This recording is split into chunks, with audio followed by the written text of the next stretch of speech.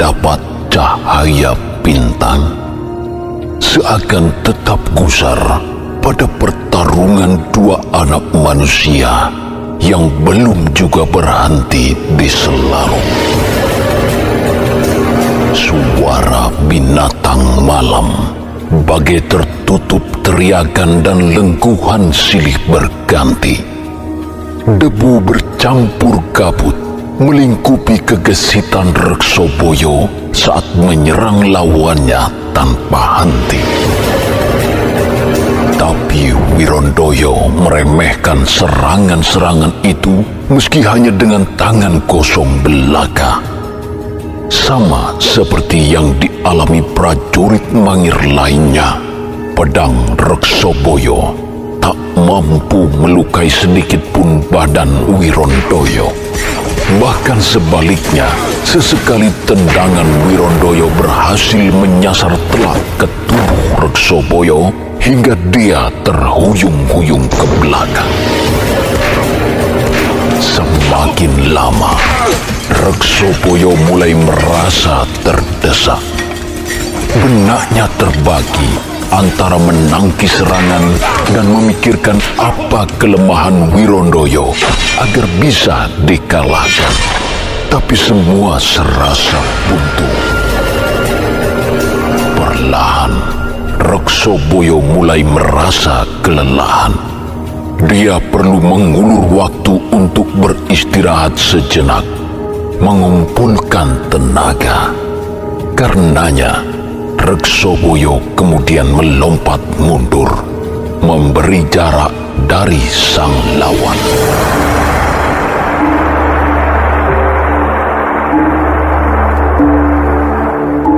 Setan alas, kenapa menghentikan pertarungan ini, Reksoboyo? Padahal tinggal 2 atau 3 jurus lagi, kamu pasti akan tumbang. Piye? Wis menyerah? Kurang puas mencatatkan pedangmu ke tubuhku, ha? Nyoh, silakan. Aku tidak akan melawan. Sak maremu, Reksoboyo. Aku kira, setelah sekian lama tidak bertemu, aku akan kerepotan melawanmu, Reksoboyo. Apa di Mangir, kamu cuma bersenang-senang saja, hingga lupa mengasah olah kanuraganmu, Reksoboyo? Harus kuakui, Wirondoyo. Kemampuanmu memang jauh lebih hebat dibanding aku. Tapi bukan berarti aku harus menyerah menghadapimu, Wirondoyo. Mungkin aku akan mati melawanmu kali ini. Tapi izinkan aku mengetahui lebih dahulu apa tujuanmu masuk wilayah Mangir dan mengobrak-abrik Selarong. Katakan terus terang saja. Wes, rasa kakek omong, Reksoboyo. Aku tahu, kali ini kamu hanya ingin mengulur-ulur waktu saja. Tidak perlu banyak alasan. Sing jelas, aku ingin menangkapmu. Kalau perlu, memenggal kepala pengkhianat Mataram sepertimu. Bila Kakang Taki tahu kamu ada di sini, pasti dia sendiri yang akan langsung menggorok lehermu. Ketahuilah, selain keluargamu, Kakang Taki juga ngerasa kepulut perbuatanmu. Gara-gara dia bersahabat denganmu, Kakang Taki dan keluarganya sampai diperiksa oleh kesatuan prajurit Hagek. Dia dicurigai bersekongkol denganmu. Kamu pasti tahu bagaimana cara prajurit Hageng memeriksa prajurit. Beruntung dia tidak terbukti bersekongkol denganmu. Nama baiknya juga telah dipulihkan. Oh, begitu rupanya. Sampaikan maafku pada Tage kalau apa yang aku lakukan berakibat juga padanya. Kurang ajar. Gampang sekali lambemu minta maaf. Asal kamu tahu, Reksoboyo, aku pun juga terkena pulut perbuatanmu. Gara-gara aku tidak sempat menyengguknya di tahanan, Kakang Taki sampai mengancam memutus persaudaraan karena adiknya adalah juga istriku. Apa tidak Itan itu namanya? Aku yang tidak tahu apa-apa, jadi terbawa ulahmu. Jadi wajar saja aku mendidik karo kowe, Reksoboyo. Sudahlah, jangan memperpanjang waktu lagi. Jangan mirip wantu. Ayo, langsung kita...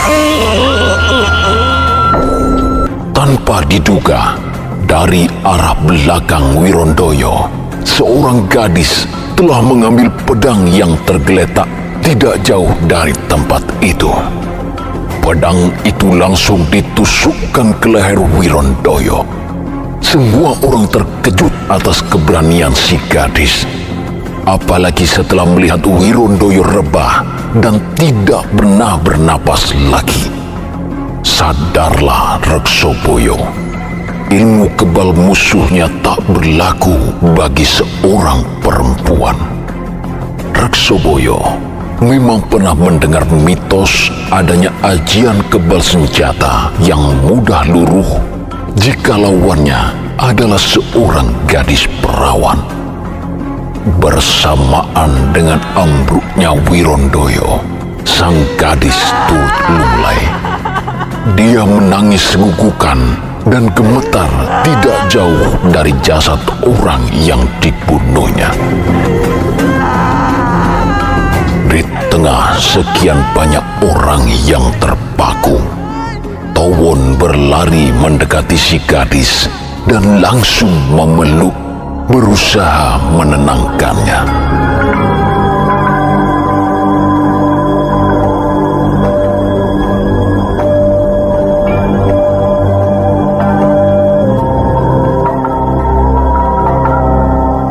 Setelah gadis itu mulai tenang, Towon mendekati Reksoboyo.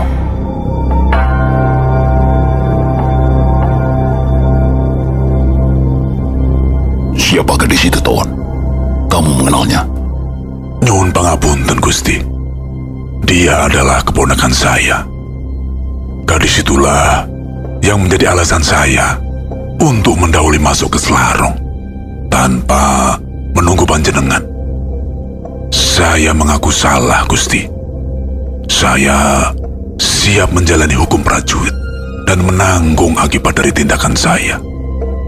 Terlebih karena kecerobohan saya, banyak prajurit kita yang gugur.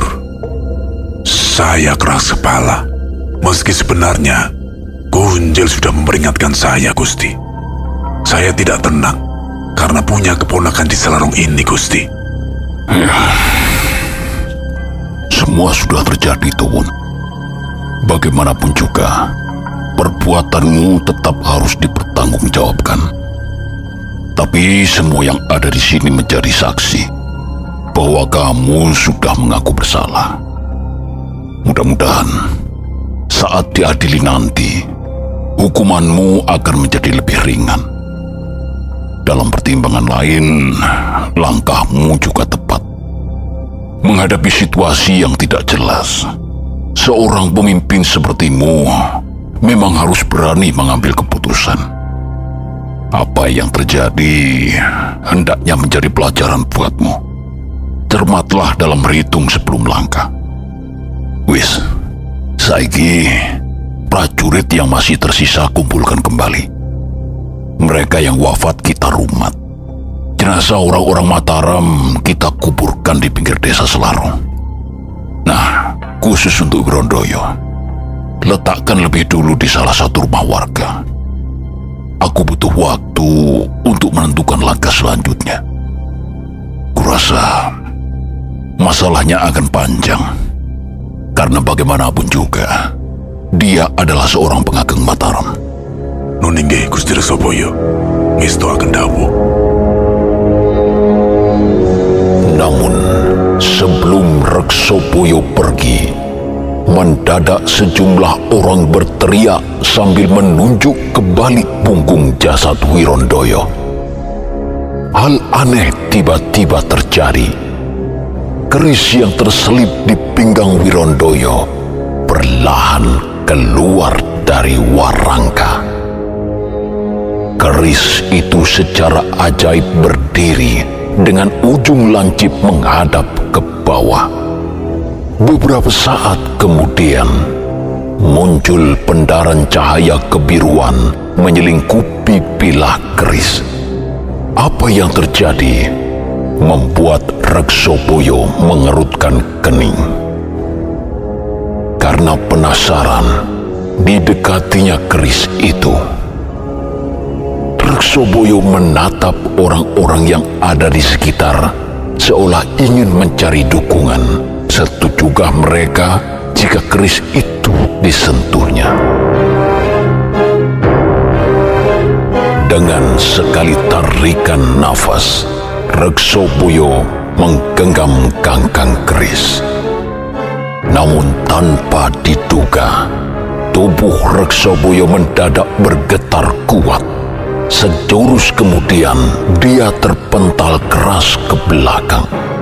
Reksoboyo pingsan.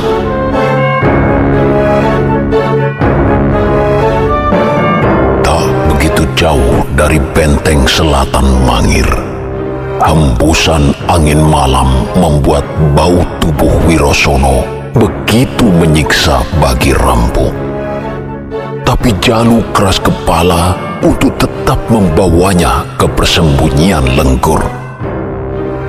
Gerutuan Rampu sepanjang menggotong Wirosono sama sekali tidak digubrisnya, hingga pada akhirnya langkah berat mereka terdengar oleh Padil, Pendu maupun Lenggur yang bersembunyi di balik bebatuan. Setelah Jalu dan Rampu meletakkan tubuh Wirosono ke tanah, keduanya langsung diserang ketidaksukaan kawan-kawannya yang lain. Siapa itu yang kalian bawa kemari, ya? Kita ini sedang melakukan pekerjaan yang telah tersusun baik. Jangan sampai bubrah seketika gara-gara kalian mengambil langkah di luar rencana. Apalagi sampai membawa orang tidak dikenal kemari. Orang mati atau orang hidup itu, ha? Kenapa baunya begitu busuk seperti bangkai? Kalian pungut dari ngoro-ngoro. Ais, diam saja kamu, Patil. Dia memang bau busuk, tapi masih hidup. Saat ini, memang sengaja kami buat pingsan, supaya mudah membawanya kemari. Orang ini akan berguna dan bisa dimanfaatkan untuk melancarkan segala rencana kita.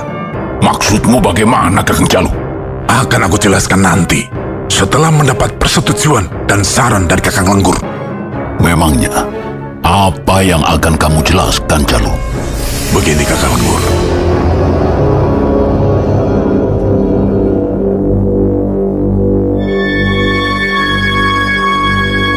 Secara panjang lebar, Jalu menceritakan apa yang dialaminya bersama Rampu saat mengamati benteng selatan Mangir. Sosok yang kemudian diketahui bernama Wirosono itu memiliki sejumlah keanehan. Meski telah dipukuli berkali-kali, Wirosono seperti tidak merasakan apa-apa. Dia nampak seperti orang yang memiliki aji-aji tertentu.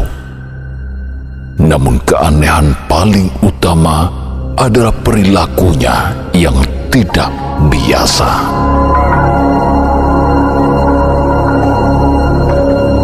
Menurut pengamatan Rampu, meski sempat sadar, orang ini sebenarnya adalah orang gila, Kakak. Jika benar demikian, itu artinya dia bisa kita manfaatkan untuk memuluskan rencana kita. Memanfaatkan orang gila? Ide aneh macam apa yang Kakang utarakan ini sebenarnya? Jangan cari penyakit, Kang. Membawa orang lain ke tempat kita ini saja sudah cukup ngawur. Apalagi mau melibatkan orang gila pada pekerjaan kita. Saya tidak setuju. Saya juga tidak setuju. Sebelum dia sadar, cepat kalian buang orang ini jauh-jauh dari sini. Gelindingkan saja ke jurang sebelah sana. Kalau Kakang tidak mau, kemarikan saja orang itu. Aku sendiri yang akan menggoroknya sebelum menjadi masalah baru. Sebentar, sabar dulu, tunggu dulu. Dengar penjelasanku lebih lengkap dan bagaimana pendapat atau saran Kakang Lenggur. Maksud saya begini, Kakang. Wirosono bisa kita gunakan untuk mengalihkan perhatian para prajurit Mangir. Caranya, dia kita lepaskan diam-diam di depan benteng selatan. Para penjaga pasti akan langsung berusaha menangkapnya. Ketika tertangkap, mereka pasti akan berusaha mengorek keterangan macam-macam. Nah, perhatian mereka akan banyak tersita padanya. Kita menjadi punya waktu banyak untuk menyelinap ke dalam benteng, Kakang. Dimulai dari menceburkan diri ke parit, lalu menaiki pojok dinding sebelah timur. Ayolah, Kakang. Jangan makin merusak segalanya. Sudah ada dalam rencana bahwa perhatian benteng selatan akan dialihkan oleh orang-orang Mataram lewat serangan sisi barat. Ketika benteng barat berhasil ditembus, cepat atau lambat, mereka yang di benteng selatan pasti akan dikerahkan ke barat juga. Dengan demikian, jumlah penjagaan selatan akan berkurang dan menjadi melemah. Di saat itulah kita akan masuk. Bukankah rencana yang telah disusun seperti itu? Tidak ada yang bermaksud merusak rencana semula, Patil. Justru gagasan ini akan makin memuluskan segalanya. Penjagaan mereka yang sudah lemah akan makin lemah ketika Wirosono kita lepaskan. Karena itu, kita bisa lebih leluasa memanjat dinding pojok timur dan membawa Kakang Lenggur masuk. Aku sudah memperhatikan cukup lama bahwa sudut itu tidak ada pemanah sama sekali. Berbeda halnya dengan pojok barat yang diisi 2 pemanah. Entah apa yang terjadi. Aku menduga kekosongan pemanah di pojok timur tidak disadari prajurit Mangir lainnya. Apalagi di sana lebih gelap. Saya tetap tidak setuju. Orang gila tetap orang gila. Dia sangat berbahaya jika digunakan dalam rencana kita. Hentikan. Orang ini tidak gila. Maksud Kakang Lenggur? Dalam penglihatan batinku, orang ini memang tidak gila. Kakang, sudah jelas dari semua tanda yang ditunjukkan bahwa orang ini gila. Kenapa kemampuan Rampu membaca wajah selalu diragukan? Apa dia dianggap sudah tidak berguna di kelompok ini, Kakang?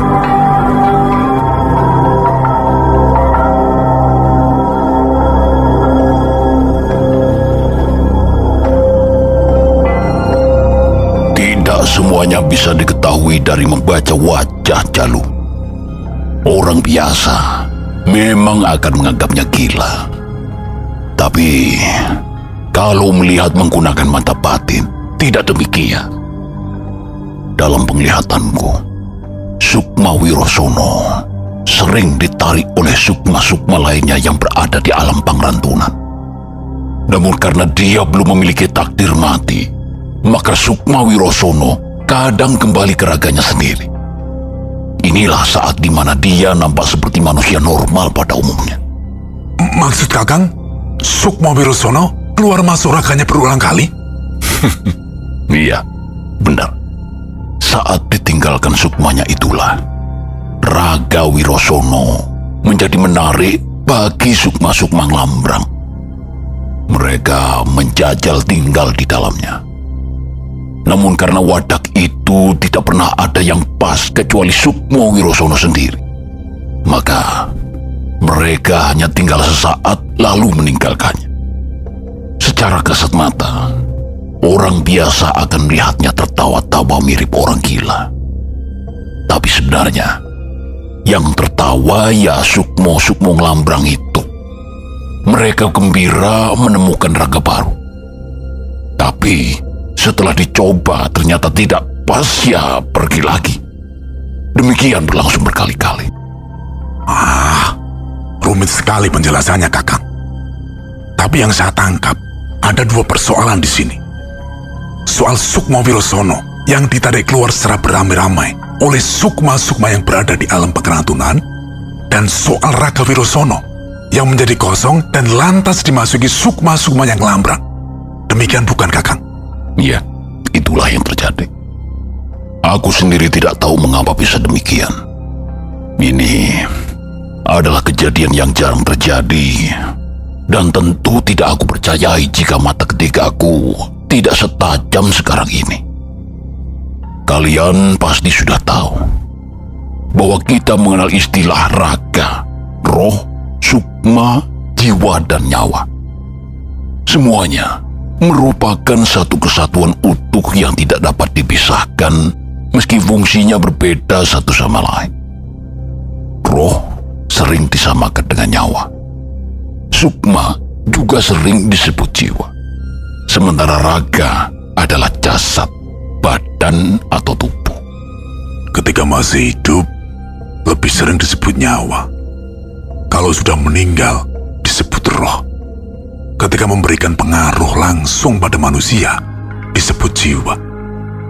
Kalau tidak memberi pengaruh secara langsung, disebut sukma. Raga, kalau masih hidup disebut tubuh. Kalau sudah meninggal, disebut bangkai. Begitu kan, Kakang Lenggur? Ya, betul. Manusia bisa diibaratkan seperti api unggun. Kayu mewakili raga sehingga akan berubah jadi abu. Api adalah roh yang bersifat kuku, sedangkan asapnya merupakan sukma. Pengibaratan ini memang tidak begitu tepat, tapi mudah-mudahan bisa menjadi gambaran kasar saja, sekedar memudahkan penjelasan semata. Nah, karena menjadi satu kesatuan utuh dan tidak dapat dipisah-pisahkan, maka semua unsur sama pentingnya. Roh menyebabkan raga hidup, artinya bernyawa. Sementara sukma berperan sebagai jiwa. Dia membuahkan rasa. Yang paling mudah terpengaruh oleh keadaan dan mudah mengalami perubahan adalah raga. Raga bisa rusak setiap saat, bisa merasakan lelah, mengantuk, dan semacamnya. Saat manusia tidur, yang beristirahat adalah raga. Bukan disebut mati karena roh atau nyawa masih tetap ada di dalamnya. Ketika tidur, yang kadang keluyuran adalah sukma. Kita mengalami mimpi karenanya. Lalu bagaimana ketika kita tidak sedang tidur, tapi sukma justru keluar dari raga? Kita menjadi tidak sadar. Itulah yang terjadi pada Wirosono. Lalu, bagaimana bisa sukma Wirosono ditarik keluar beramai-ramai oleh banyak sukma? Dikeluarkan dari raga dan lantas berusaha ditahan untuk tidak kembali, Kakang. Itu jarang terjadi, dan aku kesulitan menjawabnya. Tapi aku menduga kuat, apa yang terjadi tentu berhubungan dengan masa lalu Wirosono sendiri. Mungkin saja ketika sukma-sukma itu masih hidup dan memiliki raga, mereka punya hubungan akrab dengan Wirosono. Namun entah oleh peristiwa apa, setelah mereka semua mati, hanya Wirosono sendirilah yang hidup. Sukma-sukma itu tidak terima dan merasa tidak adil. Mereka merasa Wirosono seharusnya turut berada di alam pengrantunan bersama mereka. Suatu ketika, kesempatan itu tiba saat Wirosono sedang tidur. Mereka menangkap sukma Wirosono yang sedang keluar dari raga, lalu menahannya untuk tidak kembali. Dan sejak saat itulah, tarik-menarik menjadi mudah terjadi, dan Wirosono menjadi seperti ini. Mungkin seperti itu. Sukma-sukma itu pastilah dahulu bukan orang sembarangan semua. Loh, sebentar, aku jadi teringat sesuatu. Wirosono mengaku berasal dari Merbabu. Jangan-jangan dia masih terkait dengan peristiwa yang diceritakan si Tumenggung Mataram dahulu. Wah, iya. Nah, aku juga jadi ingat, Kakak. Jangan-jangan Wirosono anggota gerombolan Ulo Putih dan seluruh makam yang dirawatnya adalah makam mereka yang berhasil ditewaskan orang-orang Mangit. Jika itu benar, berarti Wirosono satu-satunya yang masih hidup dan menjadi saksi mata langsung kedahsyatan tombak Baru Kelinting. Oh, Kakang Lekor, apa pendapat Kakang?